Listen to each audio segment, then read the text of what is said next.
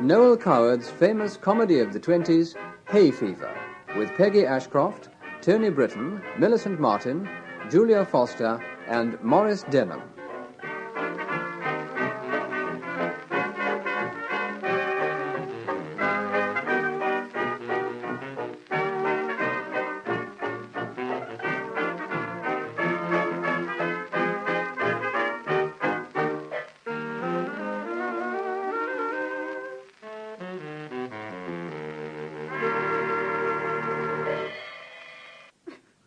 Listen to this, Simon.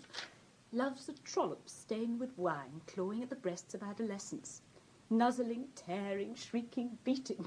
God, why were we fashioned so? The poor girl's potty.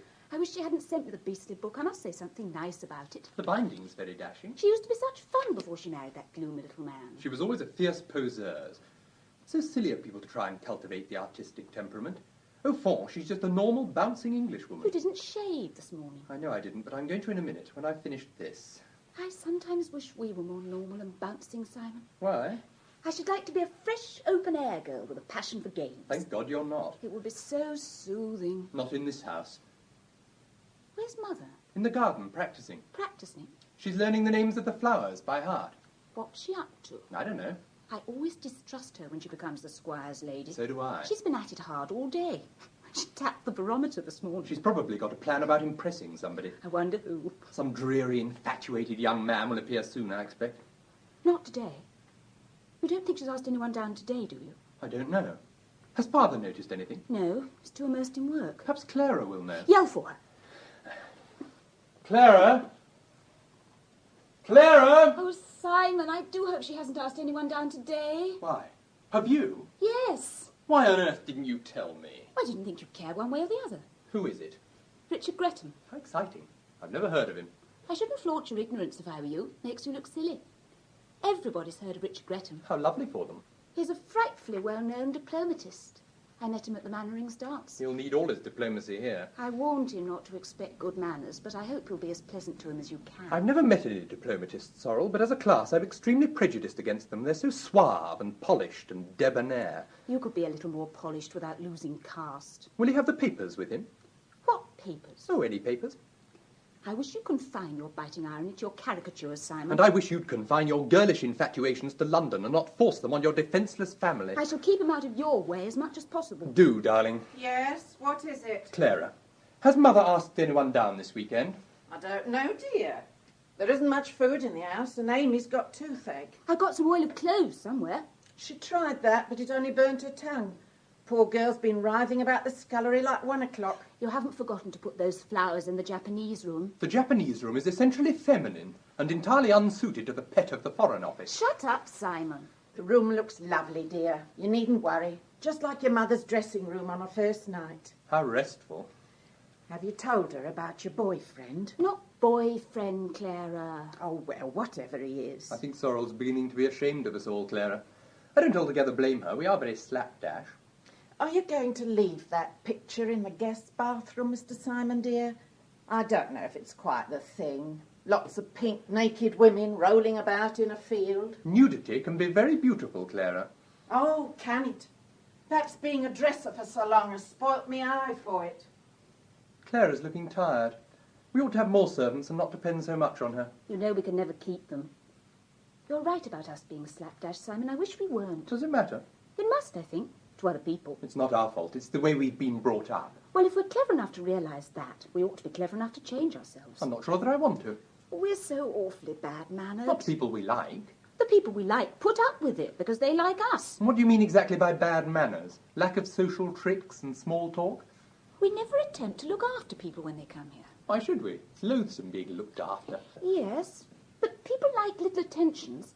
We've never once asked anyone if they slept well. I consider that an impertinence, anyhow. I'm going to try and improve. You're only going on like this because you've got a mania for a diplomatist. You'll soon return to normal. Abnormal, Simon. That's what we are, abnormal. People stare in astonishment when we say what we consider perfectly normal things. I just remarked at Frida's lunch the other day how nice it would be if someone invented something to make all our faces go up like the Chinese, because I was so bored with them going down. And they all thought I was mad. It's no use worrying, darling. We see things differently, I suppose. And if people don't like it, they must lump it. Oh, hello, Mother. Been gardening? Yes, dear. You look awfully dirty, Simon. What have you been doing? Not washing very much. You should, darling, really. It's so bad for your skin to leave things about on it. Clara says Amy's got toothache. Poor dear. There's some oil of cloves in my medicine cupboard. Who is Amy? The scullery maid, I think. Oh, how extraordinary. She doesn't look Amy at all, does she? Much more flossy. Delphiniums are those stubby red flowers, aren't they? No, darling, they're tall and blue.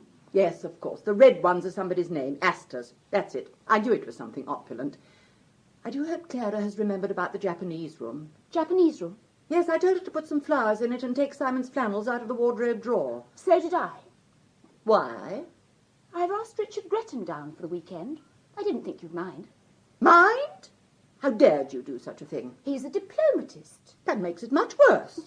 We must, put him off at once. It's too late. Well, we'll tell Clara to say we've been called away. That would be extremely rude. And anyway, I want to see him. You mean to sit there in cold blood and tell me you've asked a complete stranger down for the weekend and that you want to see him? I've often done it before. I fail to see how that helps matters. Where's he going to sleep? The Japanese room. Oh, no, he isn't. Sandy Tyrrell is sleeping there. There now, what did I tell you? Sandy what? Tyrrell, dear. Why didn't you tell us, Mother? I did. I've talked of nothing but Sandy Tyrrell for days.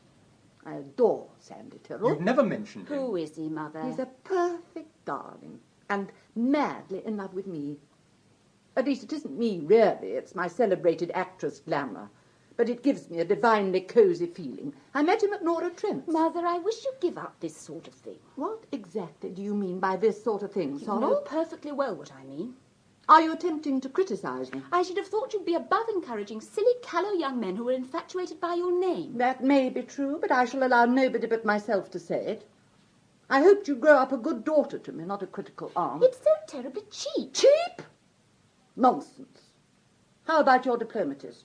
Surely that's a little different, dear. If you mean that because you happen to be a vigorous ingenue of 19, you have the complete monopoly of any amorous adventures there may be about, I feel it my firm duty to disillusion But, you. Mother... Anyone would think I was 80 the way you go on.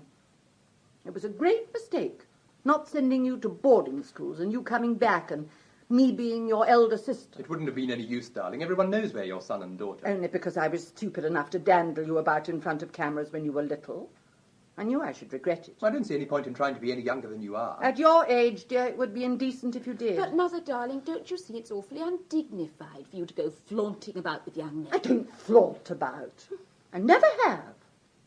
I've been morally an extremely nice woman all my life, more or less. And if dabbling gives me pleasure, I don't see why I shouldn't dabble. But it oughtn't to give you pleasure any more. You know, Sorrel, you grow more damnably feminine every day. I wish I'd brought you up differently. I'm proud of being feminine. You're a darling. And I adore you. And you're very pretty, and I'm madly jealous of you. Are you really? How lovely. You will be nice to Sandy, won't you? Can't he sleep in little hell? My dear, he's frightfully athletic. And all those hot water pipes will sap his vitality. They'll sap Richard's vitality too. He won't notice them.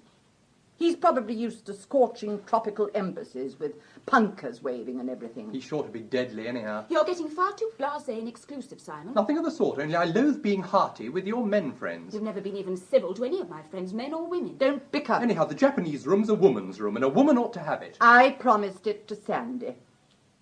He loves anything Japanese. So does Mara. Mara? Mara Arundel.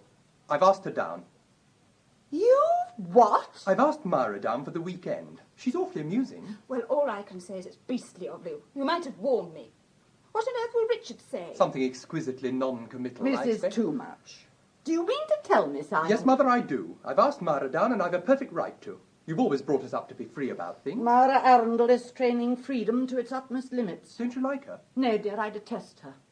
She's far too old for you. And she goes about using sex as a sort of shrimping net. Really, Mother? It's no use being cross. You know perfectly well I dislike her. And that's why you never told me she was coming until too late to stop her. It's intolerable of you. Whether she's here or not is a matter of extreme indifference to me. But I'm afraid Richard won't like her very much. You're afraid you'll like her too much? That was an offensive remark, Simon. Rather silly.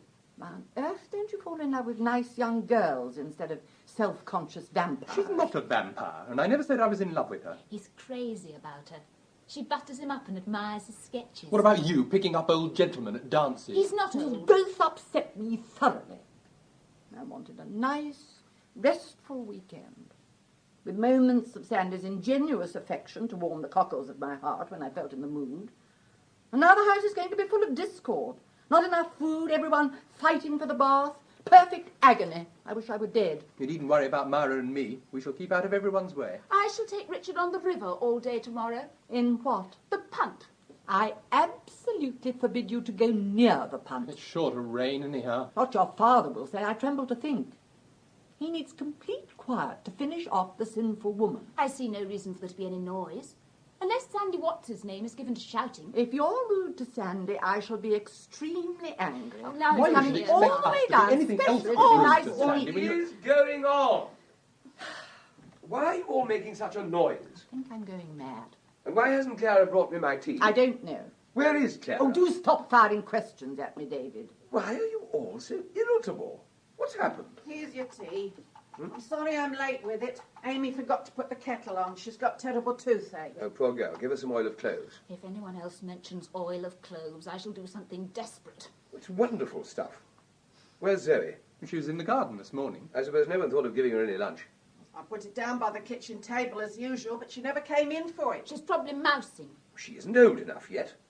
She might have fallen into the river for all you care. I think it's a shame. Don't you worry, Ed. Zoe won't come to any harm. She's too wily. I do not want to be disturbed. And listen, Simon, there's a perfectly sweet flapper coming down by the 4:30. Now, will you go and meet her and be nice to her? She's an abject fool, but a useful type, and I want to study her a little in domestic surroundings. Oh, she can sleep in the Japanese room. I should like someone to play something very beautiful to me on the piano. Damn everything. Damn, damn, damn. Swearing doesn't help. It helps me a lot. What does Father mean by going on like that? In view of the imminent reception, you'd better go and shave, Simon. Oh, it's perfectly beastly. Whenever I make any sort of plan about anything, it's always done in by someone. I wish I were earning my own living somewhere. A free agent. Able to do whatever I like without being cluttered up and frustrated by the family. It grieves me to hear you say that, Sorrel. Don't be infuriating, Mother. A sad change has come over my children of late. I tried to shut my eyes to it, but in vain. At my time of life, one must face the bitter facts. This is going to be the blackest Saturday till Monday we've ever spent. Sorrel, you mustn't cry. Don't sympathise with me. It was only temper. Put your head on my shoulder, dear. Your head like the golden fleece. Richard will have to have little help. And that horrible flapper, the Japanese room. Over my dead body. Mother, what are we to do? We must all be very, very kind to everyone. Now then, Mother, none of that.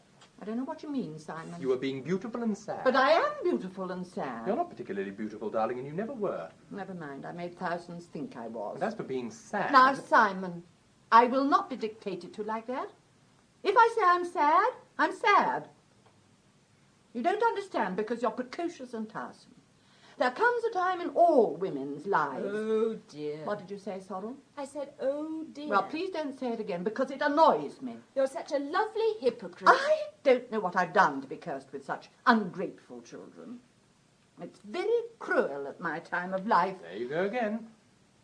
You're getting far too tall, Sorrel. Sorry, Mother. I'm going to forget entirely about all these dreadful people arriving. My mind henceforward shall be a blank on the subject. That's all very fine, Mother. I made a great decision this morning. What kind of decision? It's a secret. Aren't you going to tell us? Of course. I meant it was a secret from your father. What is it? I'm going back to the stage. I knew it. I'm stagnating here. I won't stagnate as long as there's breath left in my body. Do you think it's wise? You retired so very finely last year. What excuse will you give for returning so soon? My public, dear. Letters from my public. Have you had any? One or two. That's what decided me, really. I ought to have had hundreds. We'll write some lovely ones, and you can publish them in the papers. Of course. You will be dignified about it all, won't you, darling? Much more dignified on the stage than in the country. It's my milieu. I tried terribly hard to be landed gentry, but without any real success. I long for excitement and glamour. Think of the thrill of a first night. All those ardent playgoers, willing one to succeed. The critics all leaning forward with glowing faces, receptive and exultant, emitting queer little inarticulate noises as some witty line tickles their fancy. The satisfied grunt of the Daily Mail, the abandoned gurgle of the Sunday Times, and the shrill, enthusiastic scream of the Daily Express. I can distinguish them all. Have you got a play? I think I shall revive Love's Whirlwind. Oh, Mother. Father will be furious. I can't help that. It's such a fearful play. It's a marvellous part. You mustn't say too much against it, Sorrel. I'm willing to laugh at it a little myself, but after all, it was one of my greatest successes. Oh, it's appalling, but I love it. It makes me laugh. The public love it too, and it doesn't make them laugh. Much. You are a fool. A blind, pitiable fool. You think because you have bought my body, you have bought my soul. You must say that's dramatic. I've dreamed of love like this, but I never realized. I never knew how beautiful it could be in reality. That line always brought a tear to my eye. The second act is the best, there's no doubt about that. From the moment Victor comes in, it's strong, tremendously strong. Be Victor, Sorrel. Do you mean when he comes in at the end of the act? Yes, you know.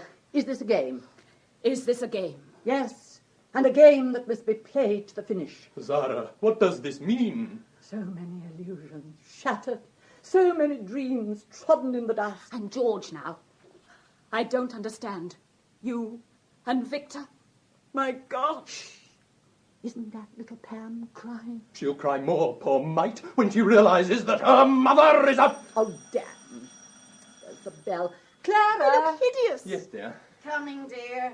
Clara, before you open the door, we shall be 8 for dinner. My God. And for breakfast, lunch, tea and dinner tomorrow. Will you get various rooms ready? Well, I shall have to. They can't sleep in the passage. Now we've upset Clara. It can't be helped. Nothing can be helped. It's fate. Everything that happens is fate. That's always a great comfort to me. More like arrant selfishness. You mustn't be pert, Clara. Pert I may be, but I've got some thought for others. 8 for dinner, Amy going home early. It's nothing more nor less than an imposition. Hadn't you better let them all in? Oh. Good afternoon. Is Mrs. Bliss? Oh, there you are. Nice manners, I must say. I say it's perfectly ripping of you to let me come down. Are you alone? Yes. I mean, didn't you meet anyone at the station? Oh, I motored down. My car's outside. Would you like me to meet anybody? Oh, no. I must introduce you. This is my daughter Sorrel and my son Simon. How do you do? I'm extremely well, thank you, and I hope you are. So do I.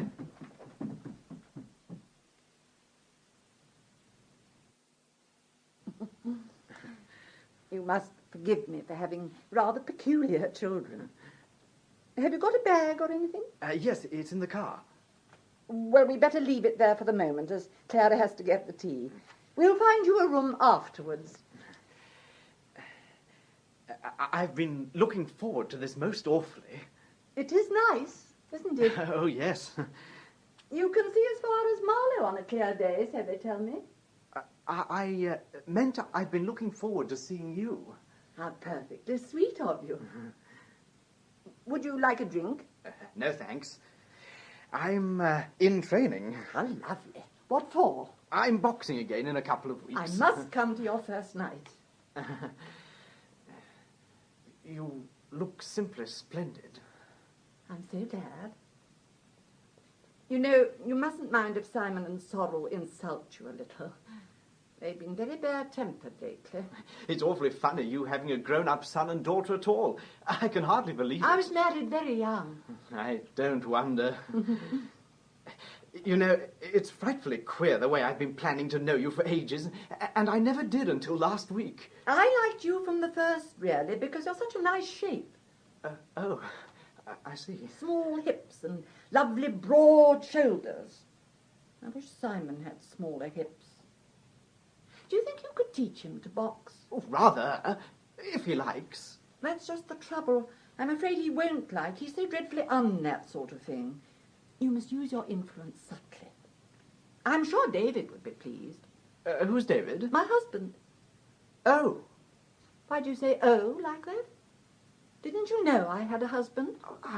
I thought he was dead. No, he's not dead. He's upstairs. You're quite different from what you were the other day. It's this garden hat. I'll take it off. I've been pruning the calceolarias. Oh? I love my garden, you know. It's so peaceful and quaint. I spend long days dreaming away in it. You know how one dreams? Oh, yes. I always long to leave the brittle glamour of cities and theatres and find rest in some old-world nook. That's why we came to Cookham. Awfully nice place, Cookham. Have you ever seen me on the stage? Oh, rather. Oh, what in? That thing when you pretended to cheat at cards to save your husband's good Oh, name. The Bold Deceiver. Yes. That play was never quite right. Oh, you were absolutely wonderful. That was when I first fell in love with you. Was it? Really? Yes. You were so frightfully pathetic and brave. Was I? Rather. Well, go on. I feel such a fool telling you what I think, as though it mattered. Of course it matters. To me, anyhow. Does it? Honestly? Certainly. Oh, it seems too good to be true, sitting here talking as though we were old friends. We are old friends. We probably met in another life. Reincarnation, you know, fascinating. You do say ripping things. Do I? Give me a cigarette.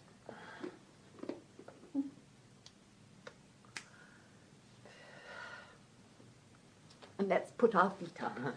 All right. Can you punt? Yes, a bit. You must teach Simon. He always gets the poles stuck. I'd rather teach you. You're so gallant and chivalrous. Much more like an American than an Englishman. I should like to go on saying nice things to you forever. Sandy. There now. Is anyone else coming to stay? Anyone else? You don't know. You just don't know.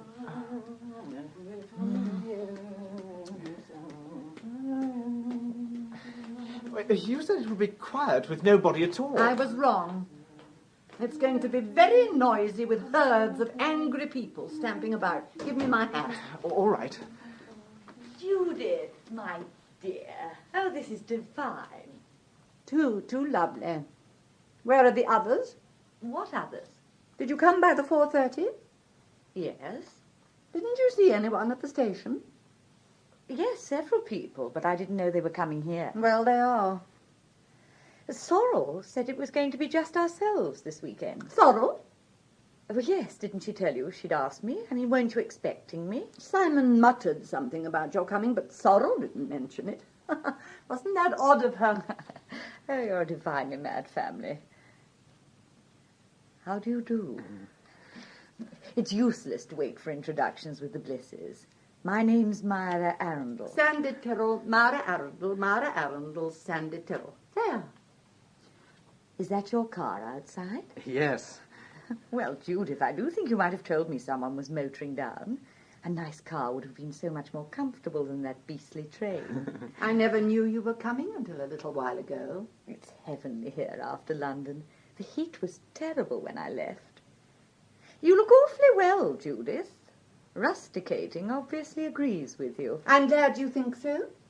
Personally, I feel that a nervous breakdown is imminent. Oh, my dear, how ghastly. What's the matter? Nothing's the matter yet, Myra, but I have presentiments. Come upstairs, Sandy, and I'll show you your room. Oh, thank you. I'll send Simon down to you. He's shaving, I think, but you won't mind that, will you? Simon!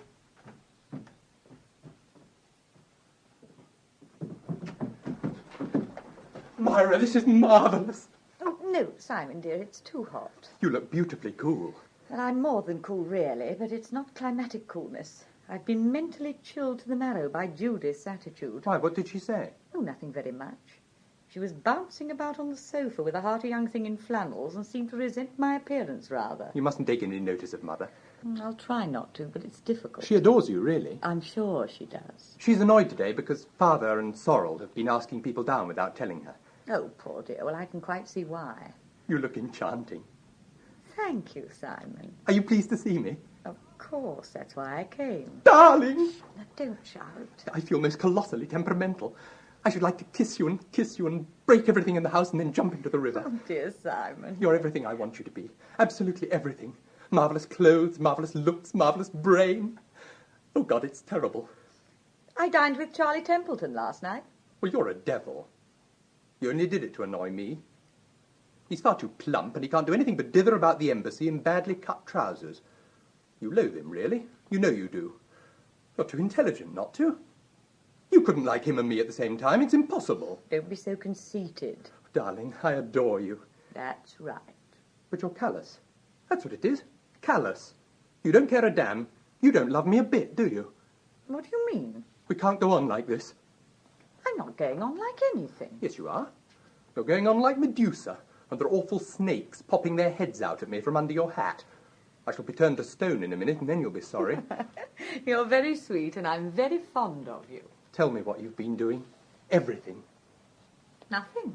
What did you do after you dined with Charlie Templeton? Supped with Charlie Templeton. Well, I don't mind a bit. I hope you ate a lot and enjoyed yourself. There. Generous boy. Now come and kiss me. You're only playing up to me now. You don't really want to a bit. Oh, I'm aching for it. I love you. This weekend's going to be strenuous. Hell upon earth. 15 million people in the house. We'll get up at 7 and rush away down the river. No, we won't. Well, don't let's either of us agree to anything we say. We'll both be difficult. I love being You difficult. certainly do. But I'm in the most lovely mood now. Just seeing you makes me feel grand. Is your father here? Yes. He's working on a new novel, He writes brilliantly. doesn't he? He drinks too much tea, though. Well, that can't do him much harm, surely. It tans the stomach. Who is Sandy Tyrrell? Never heard of him. He's here with Judith. Oh, that poor thing with hot hands. We'll ignore him. Oh, I thought he looked rather nice. You must be mad. He looked disgusting. Idiot. Smooth my hair with your soft white hands. It's got glue on it. You smell heavenly. What is it? Borgia of Rosine. How appropriate. You're too demonstrative today, Simon. Damn. Damn. It's those drearies.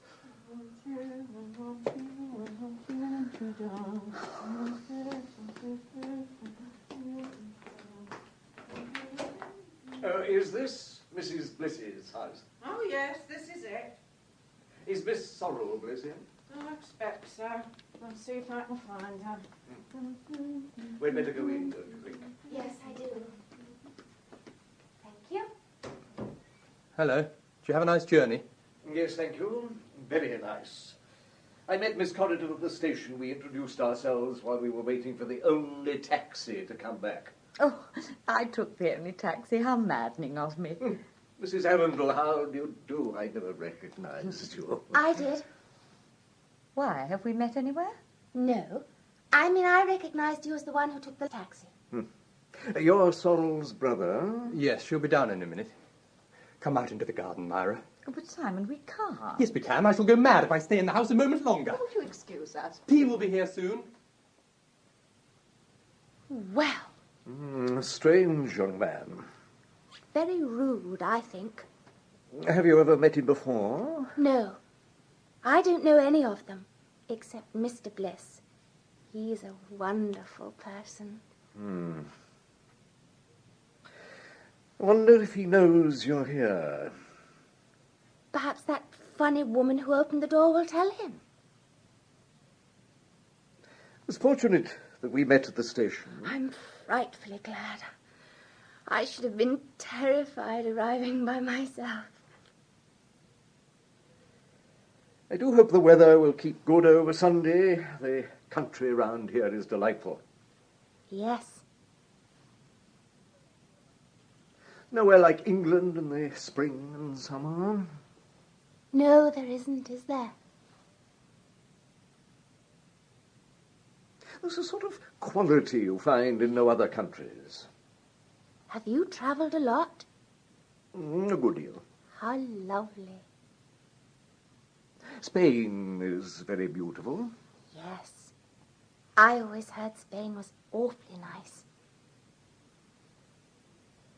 Except for the bullfights. No one who ever really loved horses could enjoy a bullfight. Nor anyone who loved bulls either. Exactly. Italy's awfully nice, isn't it? Oh, yes, charming. I've always wanted to go to Italy.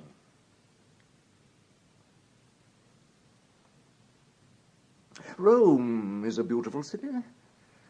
Yes, I always heard Rome was lovely. And Naples and Capri. Capri's enchanting. It must be. Have you ever been abroad at all? Oh, yes. I went to Dieppe once. We had a house there for the summer. Dear little place, Dieppe.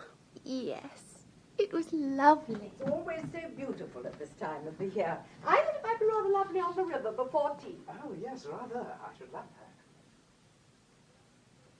that. Well, Russia used to be a wonderful country before the war. it must have been. Was that her? Who? Judith Bliss. Yes, I expect it was. Oh, I wish I'd never come. No, you mustn't worry. They're a very bohemian family, I believe. I wonder if Mr. Bliss knows I'm here. I wonder. But couldn't we ring a bell or anything? Yes. Yes, perhaps we'd better. I don't suppose it rings. No, you mustn't be depressed. I feel horrid. It's always a little embarrassing coming to a strange house for the first time. You'll like Sorrel. She's charming. I wonder where she is. I expect tea will be here soon. Do you think they have tea? Oh, yes, they must. Oh, well. We'd better go on waiting then. Do you mind if I smoke? Not a bit. Will you? No, thank you. I got this case in Japan. It's pretty, isn't it? Awfully pretty. Oh, Richard. Oh, I'm dreadfully sorry. I didn't know you were here. We've been here a good while. How awful. Please forgive me. I was upstairs. This is Miss Corriton. Oh, How do you do? have you come to see Father? Yes? He's in his study. Better go up. Oh, I don't know the way. Oh, well, I'll take you. Come on. Wait a minute, Richard. It's along that passage and the third door on the right. Oh. Thank you. Poor girl looks half-witted. Oh, she's shy, I think. I hope Father will find her a comfort. Oh, tell me one thing, Sorrel. Did your father and mother know I was coming? Oh, yes. They were awfully pleased. A rather nice-looking woman came down in a big hat and went into the garden with a young man without saying a word. Oh, that was Mother, I expect. We're an independent family. We entertain our friends sort of separately. Oh, I see. It was sweet of you to come. I wanted to come. I thought about you a lot. Have you really? That's thrilling. No, I mean it. You're so alive and vital and different from other people. I'm so frightened you'll be bored here. Bored? Why should I be? Oh, I don't know. But you won't be, will you? Or if you are, tell me at once and we'll do something quite different. You're rather a dear, you know. Oh, I'm not. I'm devastating, entirely lacking in restraint. So Simon. It's Father's and Mother's fault, really, you see. They're so vague. They've spent their lives cultivating their arts and not devoting any time to ordinary conventions, manners and things. I'm the only one who sees that, so I'm trying to be better.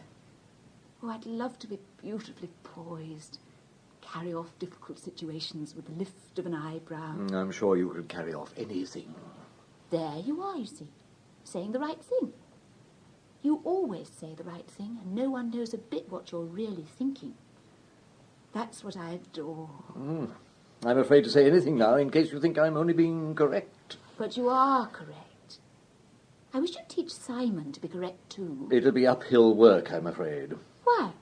Don't you like him? I've only met him for a moment. Would you like to see the garden? Please, I should love it. I don't want to really a bit. Only I'm trying to entertain you. Yeah. It's as easy as pie to talk in somebody else's house, like at the dance the other night. But here, on my own ground, I'm finding it difficult. I'm sorry. Oh, it isn't your fault. Honestly, it isn't. You're awfully kind and responsive. What shall we do? I'm quite happy talking to you. Can you play mahjong? No, I'm afraid I can't. I'm so glad. I do hate it so. Here's tea. Where's your mother, dear? Out in the garden, I think. It's starting to rain. Oh, everyone will come dashing in then. How awful. Won't the luggage get rather wet out there? What luggage? I'll bring it in when I've made the tea. No, don't trouble. I'll do it now. We ought to have got William up from the village. It's Saturday. I know it is. He's playing cricket. Do sit down and smoke. I can easily manage it. No, certainly not. How typical of Myra to have so many bags. Oh! There now. You've probably broken something. Well, it's on my bag, so it doesn't matter. This is the last one. Do you know where to wash if you want to? No, but I'm all right. Hello, Sorrel. How are you? I'm splendid. Do you know Mr. Breton? Oh, yes, we've met several times. Come and sit down, Myra. Is tea ready? Here we are, dear. Yes, just. Simon, you haven't been nice to Miss Corriton. We've met already. That is no reason for you not to be nice to her. How do you do? How do you do? Are you staying here? I hope so. Oh. You must forgive me for being rather frowsy. But I've been working hard. Father, this is Mr. Breton. How are you? When did you arrive? This afternoon? Good. Have some tea. Everyone had better put their own sugar and milk in, or it will get muddled. Where's your mother, Simon? She was last seen in the punt. How extraordinary. She can't punt. Sandy Tyrrell's with her. Oh, well, she'll be all right then. Who's he? I don't know. Oh, do sit down, everybody. There's going to be a thunderstorm. I felt sick this morning. This is Sandy Tyrrell. Everybody. Mother, I want you to meet Mr. Breton. Oh, yes. You were here before, weren't you? Before what, darling? Before I went out in the punt. There was somebody else here, too. A fair girl. Me. Oh, there you are. How do you do? Sit down, Sandy, and eat anything you want. Give Sandy some bread and butter, Simon. Here you are. Thanks. How far What a are pity you it's from raining, being Nanny. headed? We might have played some...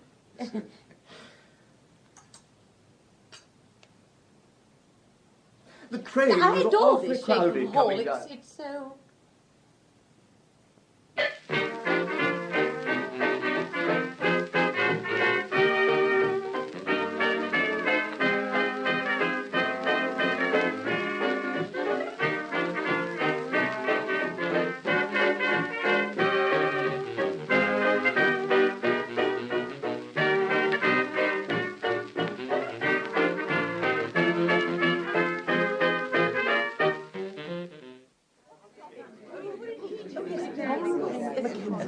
Who'll go out? I don't mind. No, you always get it too quickly. What do we have to do? Choose an adverb and then... Someone goes out, you see, and comes in, and you've chosen a word among yourselves, and she, or he, whoever it is, asks you some sort of question, and you have Not to... an ordinary question, Simon. They have to ask them to do something in the manner of the word. And then... Then, you see, you act, whatever it is, in the the answer manner... goes with the question, you see. You know, what sort of thing is one expected to Oh, do? quite usual things, like reciting if or playing the piano. I can't play the piano. Never mind, you can fake it, as long as it conveys an idea of the word. The word we've all thought of. Yes, the word we've chosen when whoever it is out of the room. I'm afraid I don't quite understand yet. Never mind, I'll explain. You see, someone goes out... I'll go out the first time, just to show It's her. quite simple. All we have to do is just act in the manner of the word. Look here, everybody, I'm going out. All right, go on. The history game's awfully good when two people go out and come back as Mary Queen of Scots and Crippen or somebody. I'm no earthly good at this sort of thing. I'll show you, Sandy. You see, There's always how, when, and where. We haven't played that for ages. We will afterwards. We'll do this one first. Go on, Sorrel. Don't be too long. Now then. Bitterly. No, we did that last week. She'll know. Intensely. Too difficult. Well, there was an amusing game I played once at the Harringtons' house. Everyone was blindfolded. This room's except... not big enough for that. What about winsomely? I wish I knew what we had to do. You'll see when we start playing. Mother's brilliant at this. Do you remember when we played it at the Mackenzies? Yes. And Blanche was so cross when I kissed Freddie's ear in the manner of the word. What was the word? I can't remember. Perhaps it's as well. What about drearily? Not definite enough. Winsomely's the best. She's sure to guess it straight off. These games are much too brainy for me. Young Norman Robertson used to be marvellous, do you remember? Yes, wonderful sense of humour. He's lost it all since his marriage. I didn't know you knew him. Well, considering he married my cousin. We don't seem to be getting on with the game. We haven't thought of a word yet. Brightly. Too obvious. Well, don't snap at me. Saucily. I've got a lovely idea for saucily. I should think rudely would be the easiest. Don't be sour, Myra. The great thing is to get an obscure word. What a pity Irene isn't here. She knows masses of obscure words. She's probably picked them up from her obscure friends. It's no use being catty about Irene. She's a perfect darling. I wasn't being catty at all. Yes, you were. Quickly now, we must think. Appendicitis.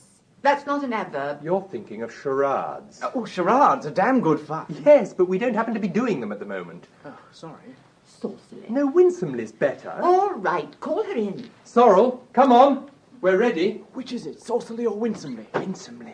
Mother, go and take a flower out of that vase and give it to Richard. Very well. Which one shall it be? But of course, this one. This is for you, kind sir, she said. Oh. Marvellous. Lovely. Now, Myra, get up and say goodbye to everyone in the manner of the word. Goodbye, it's really been most delightful. No. Why, what do you mean? You haven't got the right intonation a bit. Oh, Mother, darling, do shut up. Remember what an advantage you have over us poor amateurs, Judith, having been a professional for so long. I don't like so long very much. Do you think we might go on now? Yes, we'll go on to the next one. I'm not going to do any more. Oh, please do. You were simply splendid. It doesn't matter. Richard, light a cigarette in the manner of the word. Oh. I've forgotten what it is. You remember. Oh, yes. Oh, my girl. No. Well, I can't think what that's meant to be. Well, I was doing my best. So frightfully easily, and nobody can do it right. I believe you've muddled it up. But you'd better go on to the next one. Which word were you doing? Whisper. Saucily. I knew it. He was doing the wrong word. Oh, I see. I'm sorry. Give him another chance. No, it's Jackie's turn now. It'll come round to him again, I'm afraid. Do a dance in the manner of the word. I can't. Nonsense, of course you can. I can't, honestly. Go on, have a shot at it. No, I'd much rather not. Count me out. Really? The ridiculous fuss everyone makes. Well, I'm awfully stupid at anything like this. It's only a game, after all. Come along, try. No, I couldn't. Oh, please don't ask me to. I just simply couldn't. Leave her alone if she doesn't want to. What's the use of playing at all if people won't do it It's properly? so simple. It's awfully difficult if you haven't done it before. Go on to the next one. Unless everyone's in it, we won't play at all. Now, don't lose your temper. Lose my temper? I like that. No one's given me the slightest indication of what the word is. You all argue and squabble. Talk, talk, talk. Everybody talks too much. It's so surprising to me when people won't play up. After all, It's a hateful game anyway, and I don't want to play it again ever. You haven't played it at all yet. Don't be rude, Sorrel. Really, Simon, the way you go on is infuriating. It's always the same. Whenever Sorrel goes out, she gets quarrelsome. Quarrelsome? Don't worry, Jackie. You needn't do anything you don't want to. I think for the future we'd better confine our efforts to social conversation and not attempt anything in the least intelligent. How can you be so unkind, Mother? Don't speak to me like that. It's all my fault. I know I'm awfully silly, but it embarrasses me so terribly doing anything in front of people. I should think the word was winsomely. You must have been listening outside the door, then. Not at all. Miss Corriton gave it away. Why, Miss Corriton, all of a sudden? You've been calling her Jackie all the evening. You're far too grand, Sorrel. And you're absolutely maddening. I'll never play another game with you as long as I live. Well, that won't break my heart. Stop. Come out into the garden. I'm sick of this. So am I. Don't let him take you on the river. He isn't very good at it. Ha ha, very funny. Sorrel, you're behaving disgracefully. Simon ought to go into the army or something. You both ought to be in reformatories. This always happens whenever we play a game. We're a beastly family and I hate us. Speak for yourself, dear. I can't without speaking for everyone else too. We're all exactly the same and I'm ashamed of us. Come into the library, Sandy. A little reading might do us all a lot of good. Charming. It's all perfectly charming. Yes, I think it would be better, Judith, if you exercised a little more influence over the children. That's right. Blame it all on me. But after all, dear, you started it by snapping everybody up. You ought never to have married me, David. It was a great mistake. The atmosphere of this house is becoming more unbearable every day. And all because Simon and Sorrel are allowed to do exactly what they like. You sit upstairs all day writing your novels. Novels which earn us our daily bread. Daily bread? Nonsense. We've got enough money to keep us in comfort until we die. That will be very soon, if we can't get a bit of peace. Come on, come out into the garden. Willingly. I sincerely hope the night air will cool you. I don't know what's happened to you lately, Judith. Nothing's happened to me. Nothing ever does. You're far too smug to allow it. Smug, thank you. Yes, smug, smug, smug. And pompous. I hope you haven't been drinking, dear. Drinking? Ah, that's very amusing. I think it's rather tragic at your time of life. This way, Mrs. Arundel. David's been a good husband to me, but he's wearing a bit thin now. Would you like me to go, to leave you alone for a little? Why? Are you afraid I shall become violent? Oh, no, I merely thought perhaps I was in the way. I hope you're not embarrassed. I couldn't bear you to be embarrassed. No, not in the least. Marriage is a hideous affair altogether, don't you think? Well, I'm really hardly qualified to judge. You see, Do stop being non-committal. Just for once. It's doubly annoying in the face of us all having lost control so lamentably. I'm sorry. There's nothing to be sorry for, really, because, after all, it's your particular thing, isn't it? Observing everything and not giving yourself away an inch. I suppose it is. You'll get used to us in time, and then you'll feel cosier. Why don't you sit down? Oh, thank you. You know, I'm enjoying myself very much. It's very sweet of you to say so, but I don't see how you can be. But I am. There now, that was quite a genuine laugh. We're getting on. Are you in love with Sorrel? In love with Sorrel? No, I've killed it. I've murdered the little tender feeling of comfort that was stealing over you by sheer tactlessness. Will you teach me to be tactful? Do you really think I was in love with Sorrel? That's so difficult to tell, isn't it? I mean, you might not know yourself. She's very attractive. Oh, yes, she is, very. It's awfully sad for a woman of my temperament to have a grown-up daughter, you know. I have to put my pride in my pocket and develop in her all the charming little feminine tricks which will eventually cut me out altogether. No, that wouldn't be possible. I do hope you meant that, because it was a sweet remark. Of course I meant it. You're an extraordinary person. In what way extraordinary? When I first met Sorrel, I guessed what you'd be like. Did you now? And am I? Exactly. Huh. Oh, well. I want you to talk to me and tell me all about yourself and the things you've done. Oh, I've done nothing. What a shame. Why not? I never realise how dead I am until I meet people like you. It's depressing, you know. What nonsense. You're not a bit dead. Do you always live here? I'm going to, from now onwards. I intend to sink into a very beautiful old age. When the children marry, I shall wear a cap. How absurd. I don't mean a funny cap. You're far too full of vitality to sink into anything. It's entirely spurious vitality. If you troubled to look below the surface, you'd find a very wistful and weary spirit. I've been battling with life for a long time. But surely such successful battles as yours have been are not wearying? Yes, they are, frightfully. I've reached an age now when I just want to sit back and let things go on around me. And they do. I should like to know exactly what you're thinking about, really. I was thinking of calling you Richard. It's such a nice, uncompromising name. I should be very flattered if you would. I won't suggest you calling me Judith until you feel really comfortable about me. But I do, Judith. I'm awfully glad. Will you give me a cigarette? Oh, certainly. What a divine case. Yes, it was given to me in Japan 3 years ago. All those little designs mean things. What sort of things? Charms for happiness, luck, and love. Which is the charm for love? That one. Oh, what a dear. Richard! Oh, I'm afraid I couldn't help it. What are we to do? What are we to do? Well, I don't know. David must be told. Everything. Everything? Yes.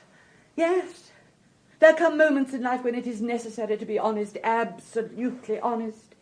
I've trained myself always to shun the underhand methods other women so often employ. The truth must be faced fair and square. The truth I don't quite understand. Yeah, Richard, you want to spare me, I know. You're so chivalrous. But it's no use. After all, as I said before, David has been a good husband to me, according to his lights.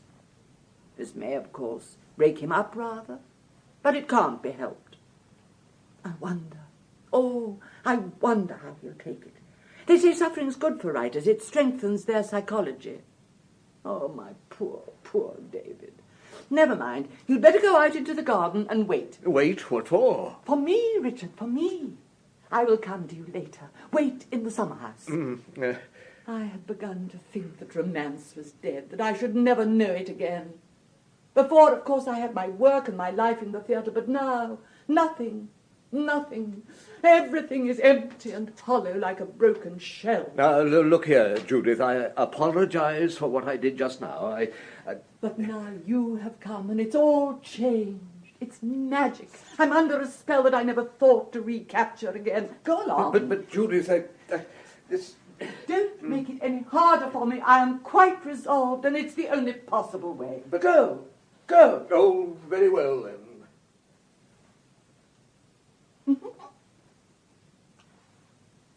Sorrow? Oh!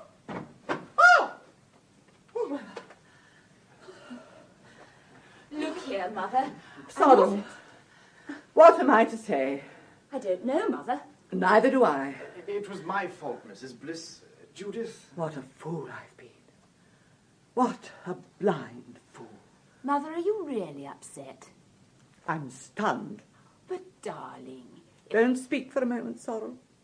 We must all be very quiet and think. It was nothing, really. For heaven's sake. Nothing? I opened the library door casually, and what do I see? I'm most awfully sorry. It has gone beyond superficial apologies. Mother, be natural for a minute. I don't know what you mean, Sorrel. I'm trying to realise a very bitter truth as calmly as I can. There's nothing so very bitter about it. My poor child. Very well, then. I love Sandy and he loves me. That is the only possible excuse for your behaviour. Why shouldn't we love each other if we want to?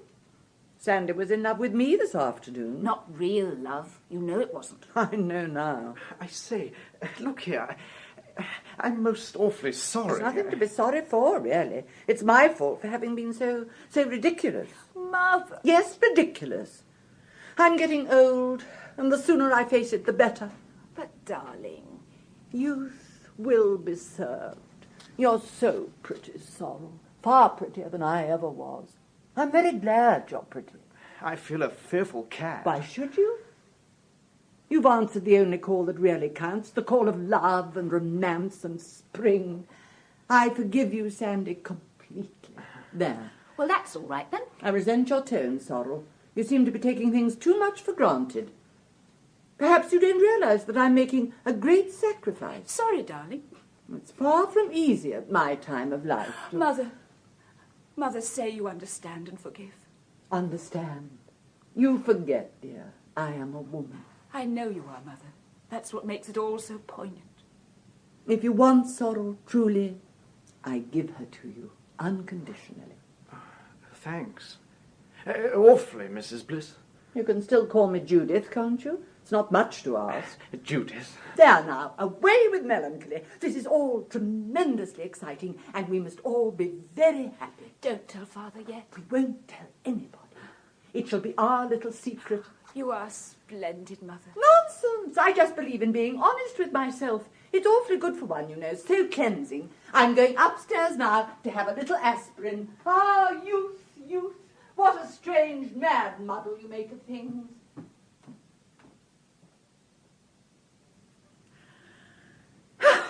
Well, that's that. Yes. It's all right. Don't look so gloomy. I know you don't love me, really. I say, Sorrel. Don't protest. You know you don't. Any more than I love you. But you told Judith that... I was only playing up. One always plays up to Mother in this house. Sort of unwritten law. Didn't she mean all she said? No, not really. We none of us ever mean anything. She seemed awfully upset. Well, it must have been a slight shock for her to discover us clasped tightly in each other's arms. I believe I do love you, Sorrel. A month ago, I should have let you go on believing that, but now I can't. I'm bent on improving myself.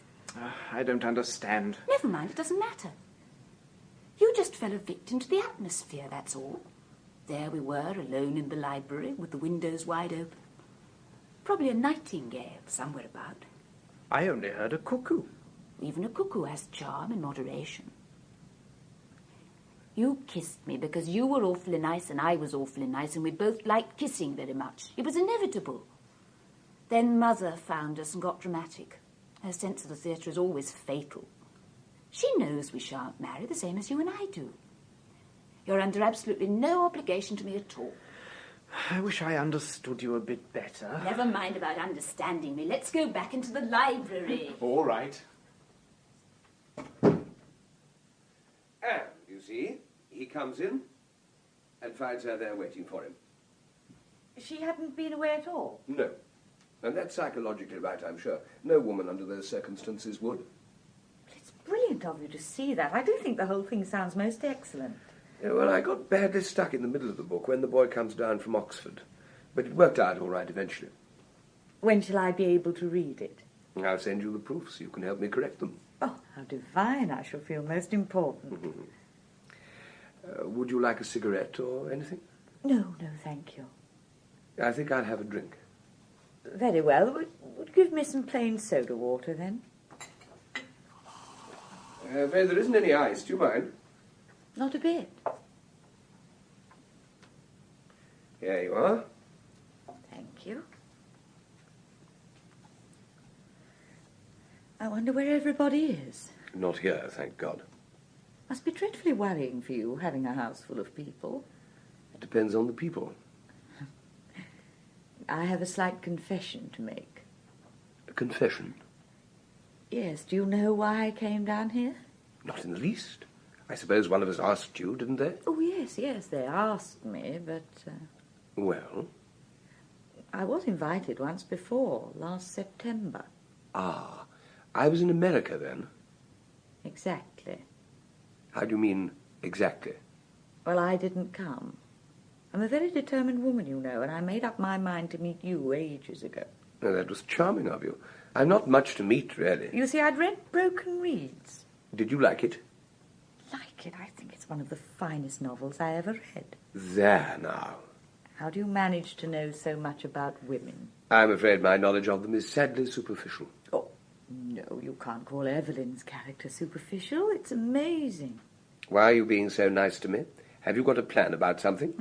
How suspicious you are. I can't help it. You're very attractive. And I'm always suspicious of attractive people, on principle. It's not a very good principle. I'll tell you something. Strictly between ourselves. Do. You're wrong about me.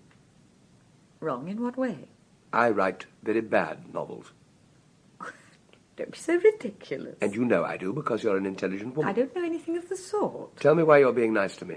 Because I want to be. Why? You're a clever and amusing man. Splendid. And I think I've rather lost my heart to you. Shall we elope? David. There, now you've called me David. Do you mind? Not at all. I'm not sure that you're being very kind. What makes you think that? You're being rather the cynical author laughing up his sleeve at a gushing admirer. I think you're a very interesting woman and extremely nice looking. Do you? Yes. Would you like me to make love to you? Well, really, now, I wish you wouldn't say things like that. I've knocked you off your plate. I'll look away for a minute while you climb onto it again. Oh, now, this is wonderful. That's right. Now then. Now then, what? You're adorable. You're magnificent. You're tawny. I'm not tawny. Don't argue. Well, this is sheer affectation. Affectation's very nice. No, it isn't. It's odious. Now, you mustn't get cross. Not in the least cross. Yes, you are. But you're very alluring. Alluring? Terribly. I can hear your brain clicking. It's very funny. That was rather rude. Well, you've been consistently rude to me for hours. Never mind. Why have you? I'm always rude to people I like. Oh, do you like me? Enormously. How sweet of you. But I don't like your methods. Methods? What methods? You're far too pleasant to occupy yourself with the commonplace. And you spoil yourself by trying to be too clever. Thank you. Anyhow, I don't know what you mean by commonplace. You mean you want me to explain? Not at all. Very well, I will. I shan't listen. Well, you'll pretend not to, but you'll hear every word, really. You're so inscrutable and quizzical. Just what a feminine psychologist should be. Yes, aren't I?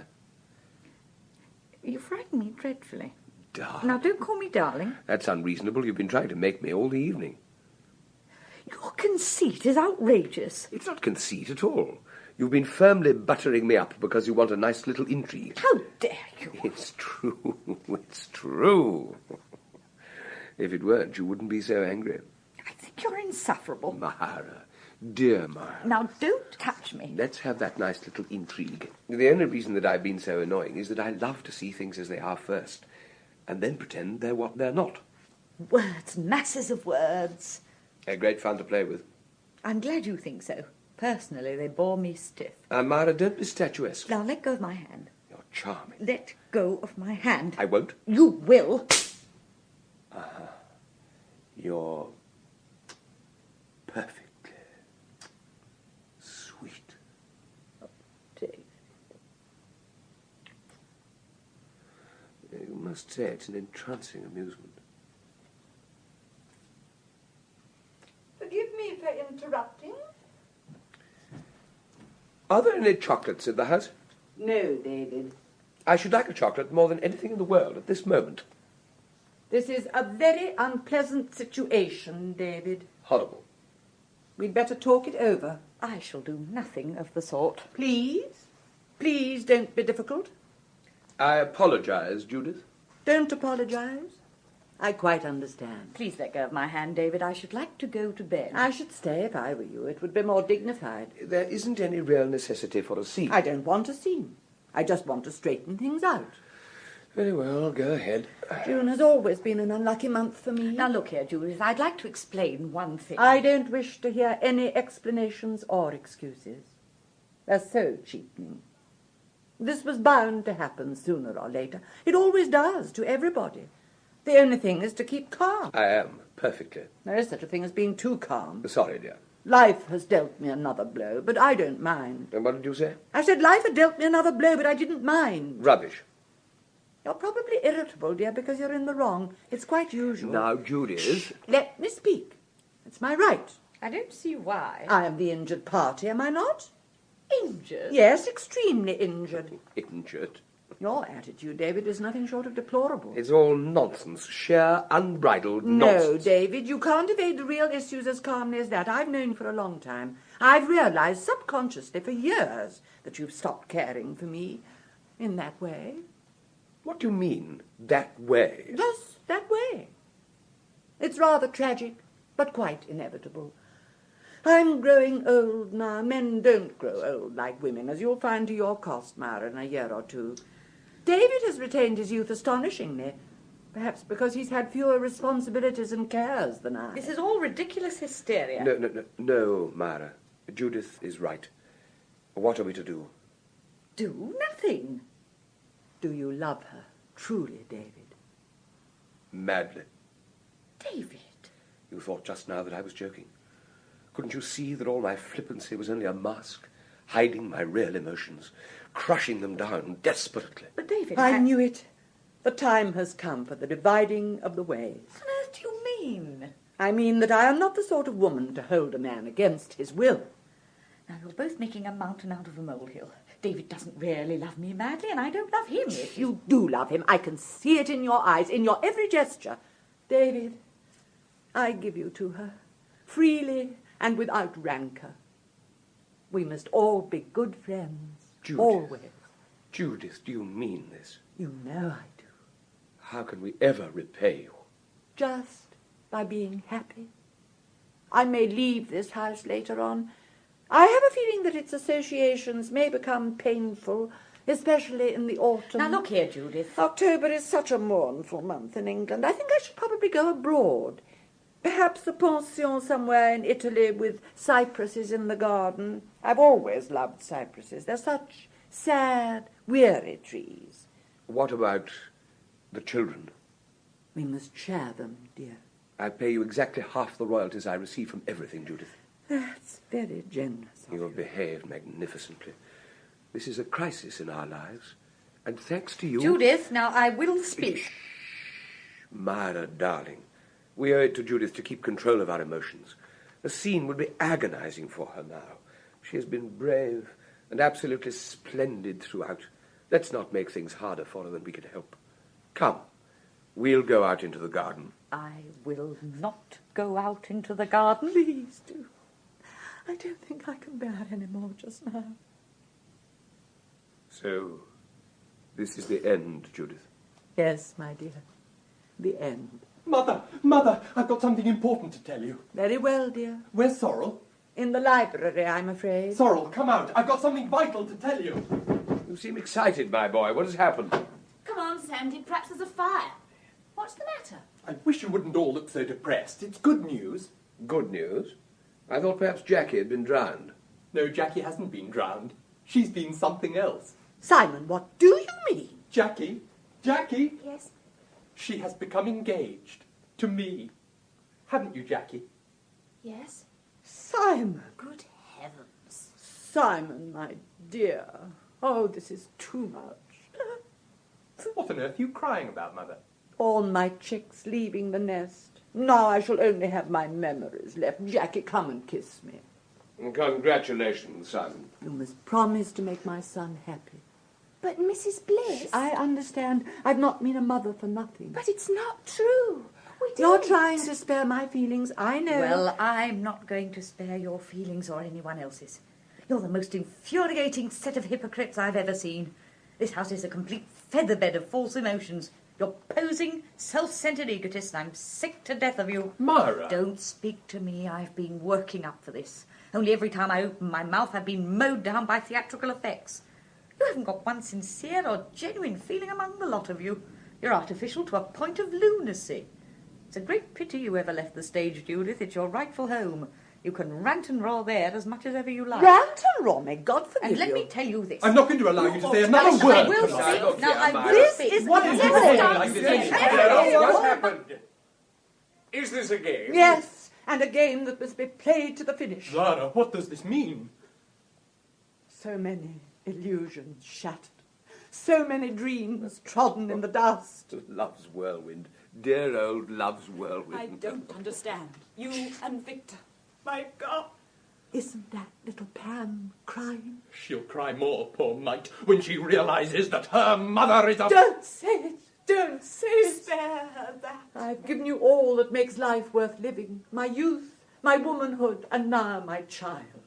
But you tear the very heart out of me. I tell you, it's infamous that men like you should be allowed to pollute society. You have ruined my life. I have nothing left. Nothing. God in heaven, where am I to turn for help? Is this true? Answer me. Is this true? Yes, yes. You cur. Don't strike. Here's your father. Has she fainted?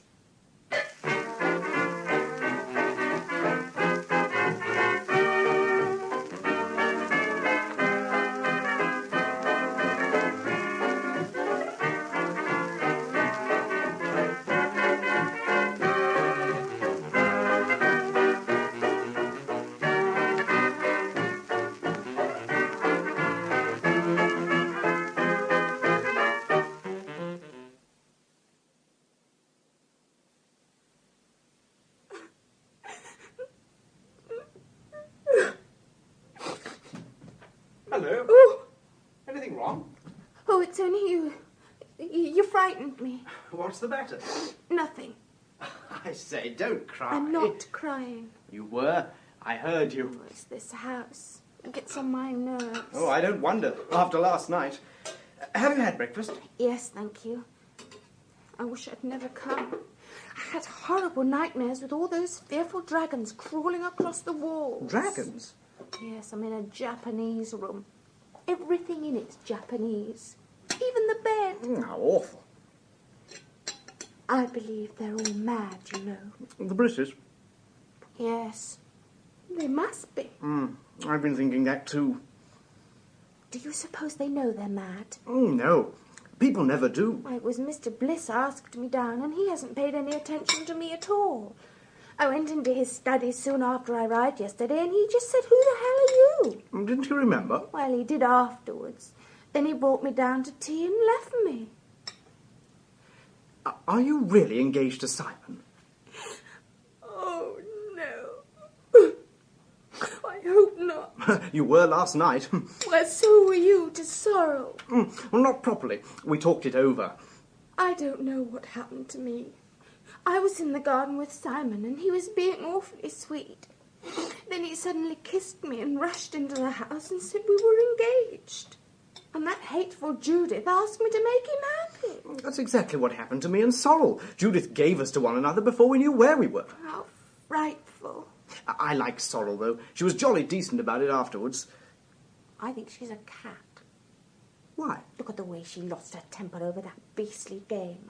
All the same, she's better than the others. Well, that wouldn't be difficult. I say, I've got hiccups. Hold your breath. It's because I bolted my breakfast. Well, come on, hold it as long as you can. 1, 2, 3, 4, 5... I can't any more. Eat a lump of sugar. I'm awfully sorry. Oh, I don't mind. It's a horrid feeling, isn't it? Horrid. People have died from hiccups, you know. Oh, have they? Yes, an aunt of mine once had them for 3 days without stopping. How beastly. And she had to have the doctor and everything. I expect mine will stop soon. I hope they will. Oh, damn. Drink some water the wrong way round. How do you mean, the wrong way round? The wrong side of the glass. I'll show you. Oh, there isn't any water. Well, perhaps coffee would do as well. I've never tried coffee, but it might. There you are. What do I do? Well, tip it up and drink from the opposite side. Go on, sort of upside down. I can't reach any. Look out! Someone's coming. Bring it into the library. Oh, bring the sugar. I might need it again. Oh, God.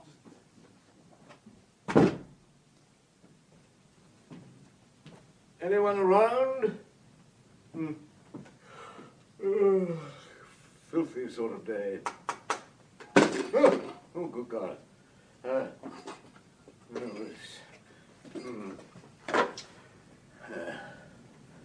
morning. What? Oh, good morning. Are we the first down? No, I don't think so. Isn't this rain miserable? Appalling. Where's the barometer? It's on the piano. What a queer place for it to be. Well, I tapped it and it fell down. Typical of this house. Are you having eggs and bacon or haddock? Oh, haddock. Oh, I'll have haddock too. I simply couldn't strike out a line for myself this morning. Have you seen anybody? No. Good. We might have a little peace. Look, have you ever stayed here before? No, and I never will again. I feel far from well this morning. Yes, I'm sorry, but I'm not entirely surprised. Well, you see, I had the boiler room. Oh, how terrible. The window's stuck and I couldn't open it. I was nearly suffocated.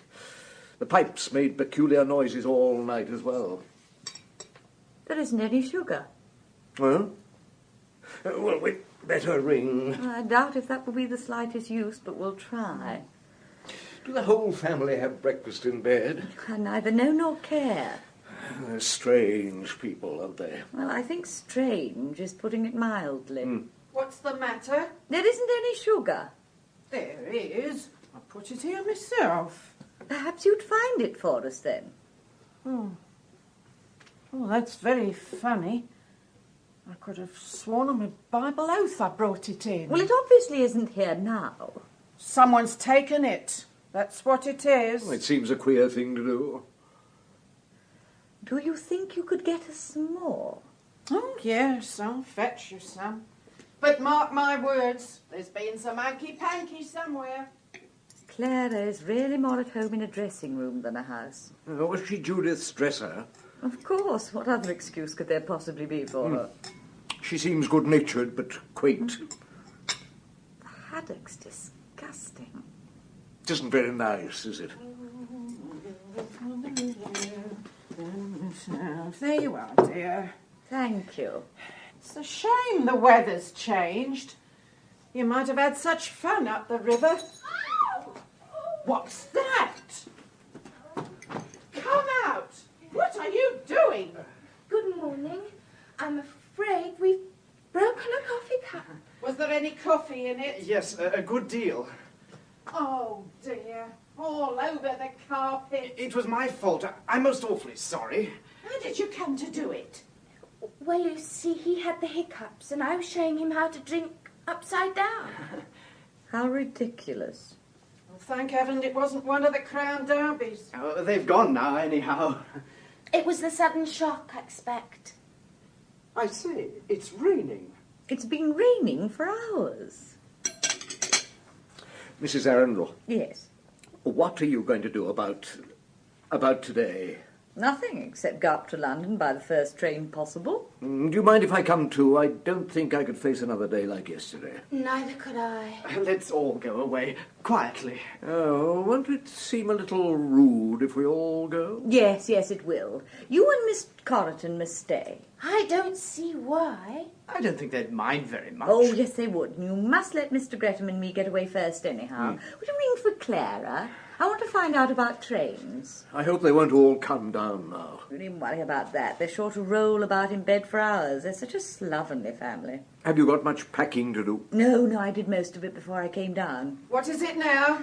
Can you tell me what trains there are up to London? When? This morning. Why? You're not leaving, are you? Yes. Mr. Gretham and I have to be up by lunchtime. Well, you've missed the 10:15. Obviously. There isn't another till 12:30. Good heavens. And that's a slow one. Look here, I'll take you up in my car as soon as you like. All right. Lovely. Oh, you have got a car, haven't you? Yes. Will it hold all of us? You said it would be rude for us all to go. Hadn't you and Mr. Gretham better wait for the train? Certainly not. Look, if there is room, we should be very, very grateful. I think I can squeeze you in. Then that's settled. When shall we start? As soon as you're ready.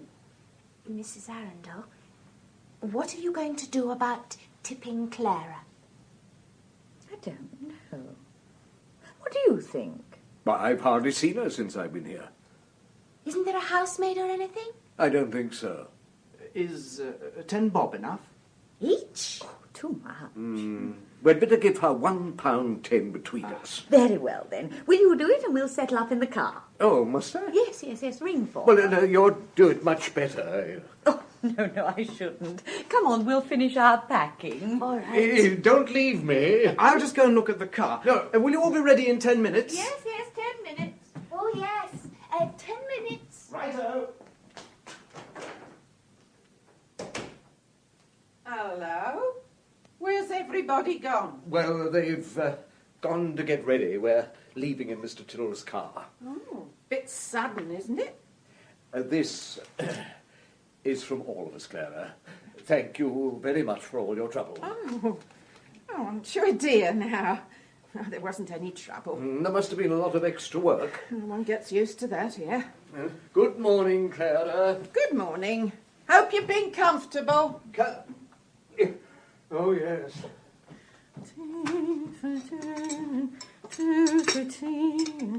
Me for you and you for me.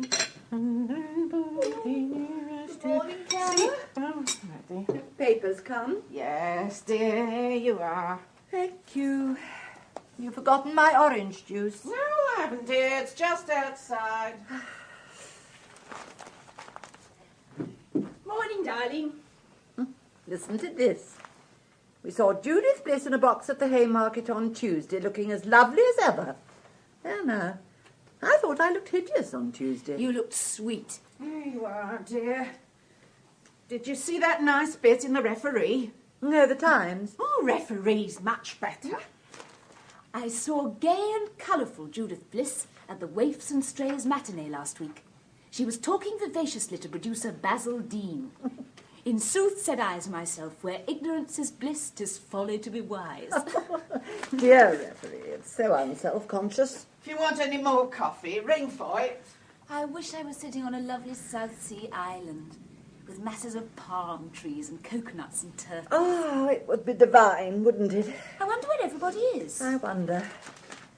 Mary Saunders has got another failure. She must be used to it by now. Good morning, darling. Look. Simon! How lovely. When did you do it? This morning I woke early. Let's see. I'm going to alter Helen's face. It's too pink. It's exactly like her. Oh, what a clever son I have. Now then, Mother.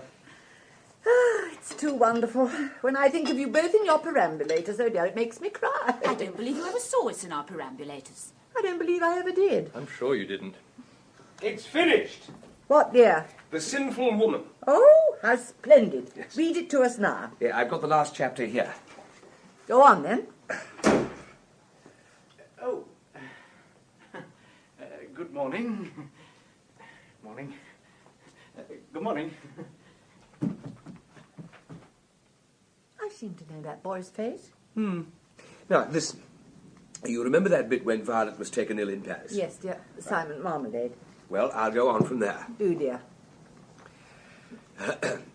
Paris in spring, with the Champs-Élysées alive and dancing in the sunlight, lightly dressed children like gay, painted butterflies. What's happened to the barometer? I don't know. Oh, damn the barometer. Don't get cross, dear. Why can't you keep quiet, Simon, or go away? Sorry, Father. Well, don't interrupt again.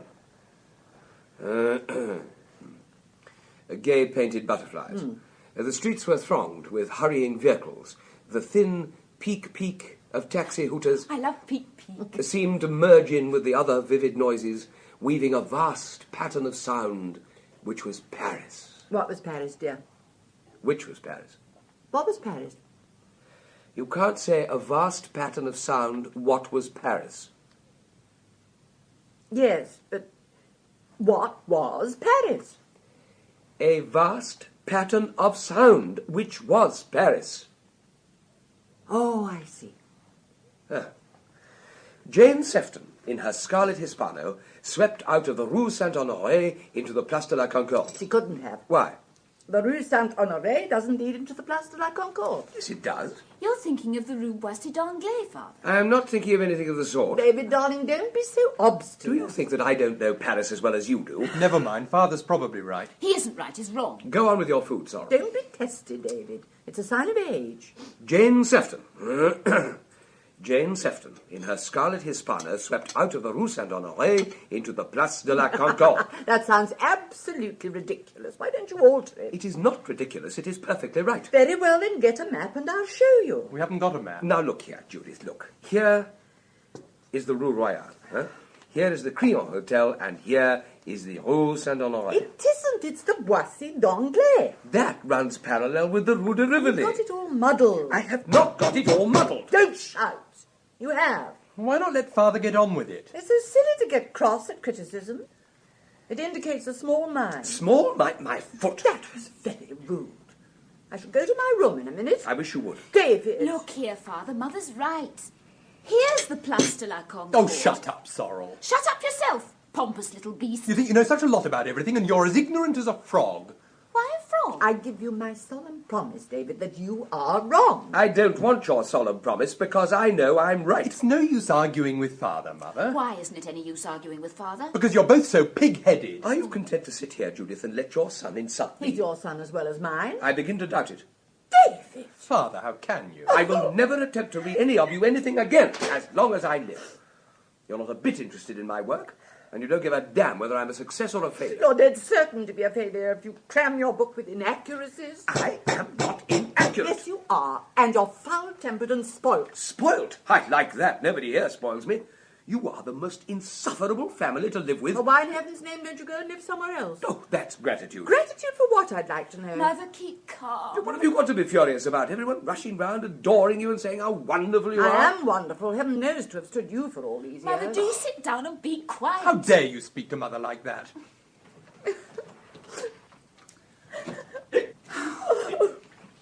To think that my daughter should turn against me. Don't be theatrical. I'm not theatrical. I'm wounded to the heart. Rubbish, rubbish, rubbish. Don't you say rubbish to me. I will say rubbish. Oh, this is dreadful. Now listen to me, Judith. Dreadful. That's right. Be the dutiful daughter and encourage your father to insult I your never mother. realised how small you were, David. You're tiny. Whoever was there?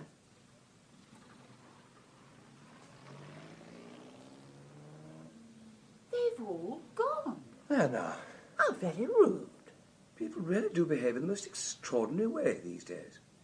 Come back and finish your breakfast, Sorrel. All right.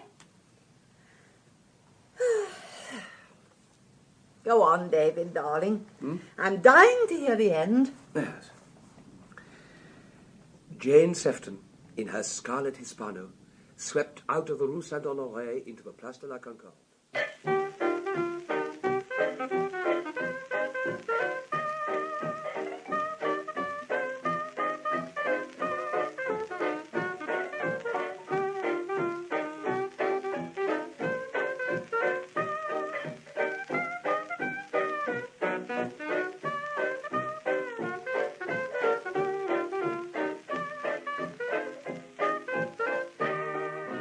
In Hayfever by Noel Coward, Sorrel was played by Karin Fernald, Simon by Geoffrey Beavers, Clara by Betty Bascom, Judith by Peggy Ashcroft, David by Tony Britton, Sandy by David Timpson, Myra by Millicent Martin, Richard by Maurice Denham, and Jackie by Julia Foster.